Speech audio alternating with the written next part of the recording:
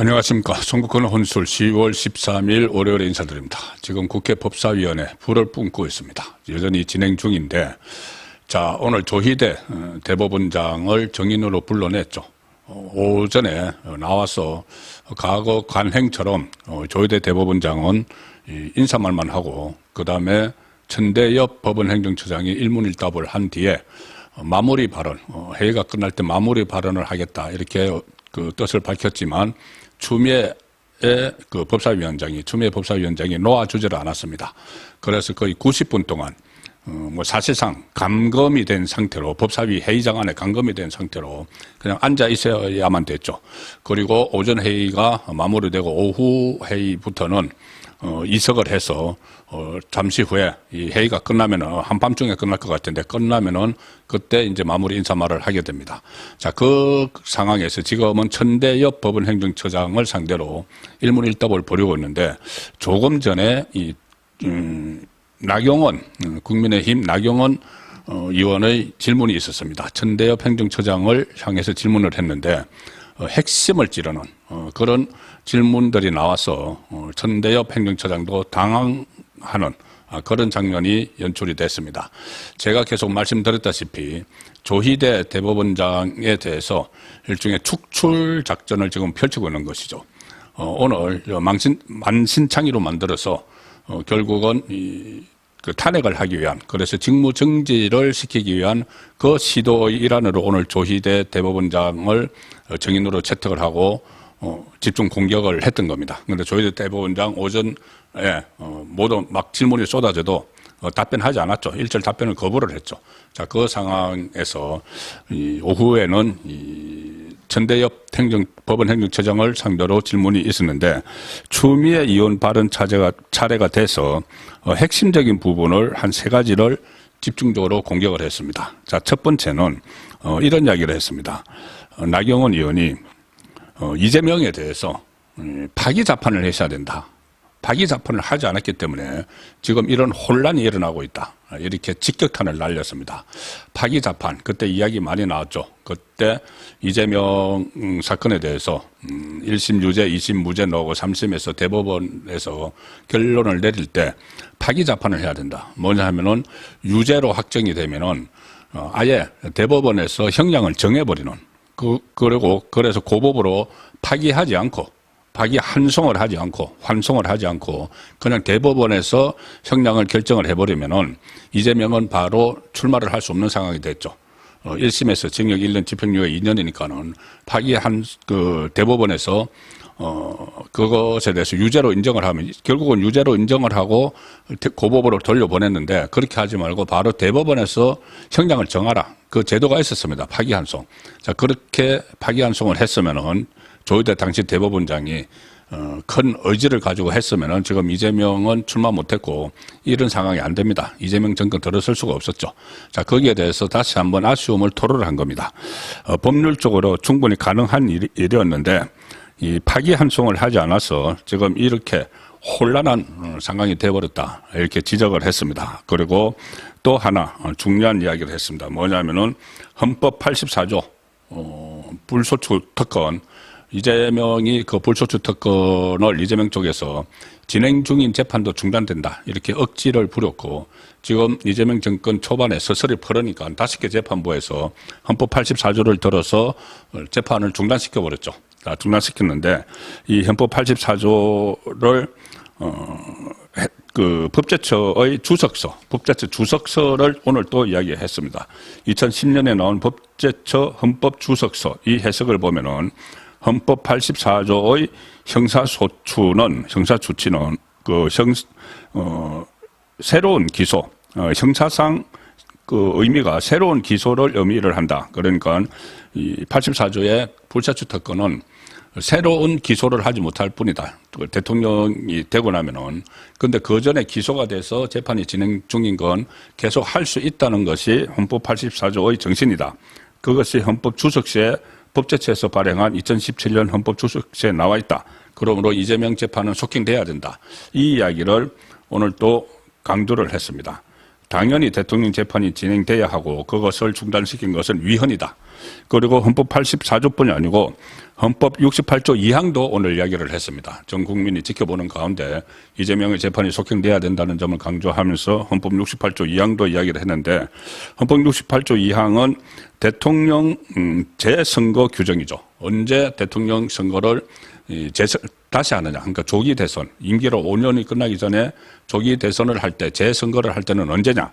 이게 헌법 68조 2항에 나와 있는데 거기 보면은 대통령이 거리되거나 또는 당선자가 사망하거나 아니면은 판결 선고로 인해서 이 직을 거리됐을 때입니다. 거리됐을 때. 그러니까 판결 선고로 인해서 거리가 되면은 재선거를 해야 된다. 그러면 판결 선고라는 것은 재판이 진행을 해야지 판결이 나오죠. 그래서 이 헌법을 68조 2항을 해석을 하더라도 불소추 특권이라는 것은 새로운 기소만 하지 못할 뿐이지 지금 대통령이 당선된 사람이 그전에 해오던 재판은 계속 진행돼야 된다. 자, 그런데 이걸 왜 멈춰 세웠느냐. 자, 이렇게 하면서 추궁을 했습니다.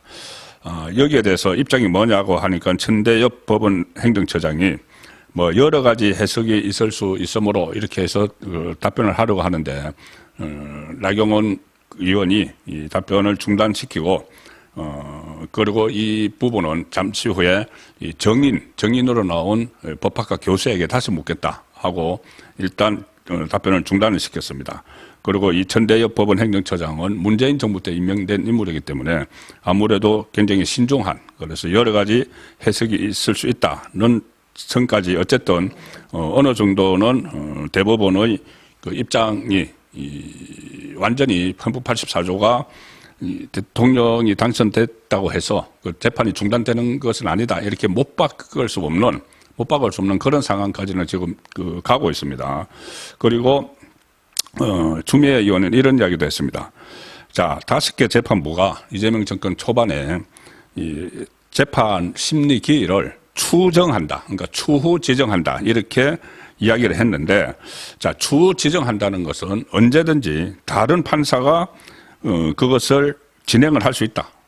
추후 지정, 다른 판사가, 그러니까 제가 항상 말씀드린 것처럼 내년 1월에 정기 인사가 있어서 법관들이 다 바뀐다. 법관들이 바뀌면은 5개 재판부에서 부장판사들이 다 추후 지정 이렇게 해놨는데 그 판사들이 다른 법원으로 옮겨가고 새로운 판사들이 그 재판부로 가게 되면은 인사이동을 통해서 이 재판부가 언제든지 이 재판 날짜를 정할 수가 있다는 거죠. 재판을 속행을 할 수가 있다는 겁니다.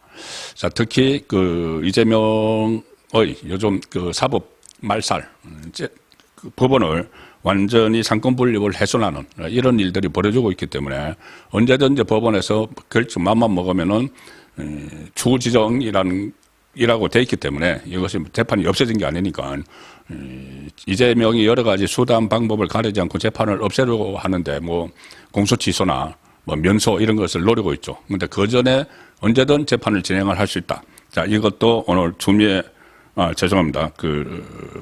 나경원 의원이 계속 그 점을 대해서 지적을 했습니다.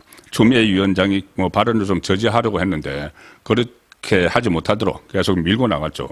그리고 만약에 다른 판사가 이 재판을 맡게 되면은 헌법 84조 해석도 원래대로 진행 중인 재판은 계속된다고 할 수 있다. 자, 이 말까지 오늘 했습니다.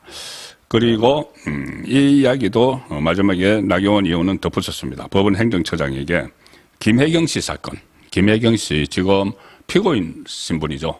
피고인 김혜경 그때 선거법 위반 사건 법인카드 가지고 우원식 국회의장 배우자를 비롯한 민주당 중진위원들 부인에게 밥을 사준 그 선거법이죠. 자, 그 선거법이 지난번에 5월 달에 2심까지 나왔습니다. 벌금 150만 원. 벌금 150만 원이면 100만 원 이상이면 피선거권 박탈이죠. 그래서 피선거권 박탈형. 어쨌든 뭐 김혜경 씨가 출마는 하지 않겠지만 선거운동을 할 수 없습니다. 그것이 1심, 2심 150만 원이 나왔는데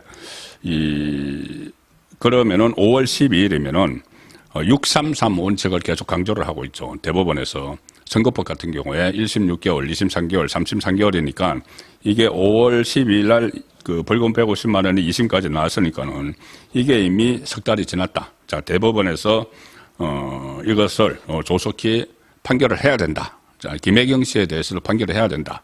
무슨 김혜경 씨는 지금 논란이 되는 것처럼 무슨 뭐 집권을 하고 뭐 불소추 특권 이런 게 있는 게 아니니까 약속한 대로 633 그러니까 빨리 대법원에서 김혜경 씨 선고법 사건도 선고를 하라. 자, 이런 점까지 다 강조를 했습니다. 자, 이 상황에서 지금 계속 그 법사위가 진행이 되고 있고 아마 늦게 마무리가 될 것 같은데 제가 말씀드린 대로 일단 역공을 하는 그런 상황이 지금 전개가 되고 있습니다. 조희대를 축출하기 위해서 조희대 대법원장에게 왜 이재명 재판을 그렇게 신속히 처리를 해서 유죄 취집하기 한충했느냐 이걸 지금 따지고 있죠. 민주당 그 의원들이. 그래서 조희대에게 상처를 입히고 또 조희대와 한덕수 해동설 이것도 지금 여전히 서영교를 비롯해서 이 엉터리 가짜인 줄 다 판명 났는데도 그걸 밀어붙이고 있습니다. 그런 핑계를 가지고 무조건 국회에서 탄핵 소추를 통과를 시켜서 직무 정지를 시키려고 하는 것이죠. 자, 그런데 그런 시도들에 대해서 국민의힘이 계속 방어만 하지 말고 공격을 해야 된다는 말씀을 제가 계속 드리고 있습니다. 그 공격이 바로 대법원을 향해서 나중에 조희대 대법원장이든 만약에 민주당이 조희대 대법원장에 대해서 막 지금 질문을 하게 되면은 그러면 국민의힘도 같이 해야죠. 같이 하면서 이 부분 이재명 재판 속경 부분을 물어야 되고 지금 말씀드린 법원 행정청장 전대엽 행정처장에게도 계속 이 부분은 추궁을 해야지 국민이 이 지금 현재 상황을 알 수가 있습니다. 그러므로 오늘 나경원 의원이 이렇게 활동한 것은 상당히 앞으로 긍정적인 효과를 영향을 미칠 것으로 기대를 합니다. 오늘 저녁 8시 라이브 송문권의 정치 수호 시간에 다시 정리를 하도록 하겠습니다. 감사합니다.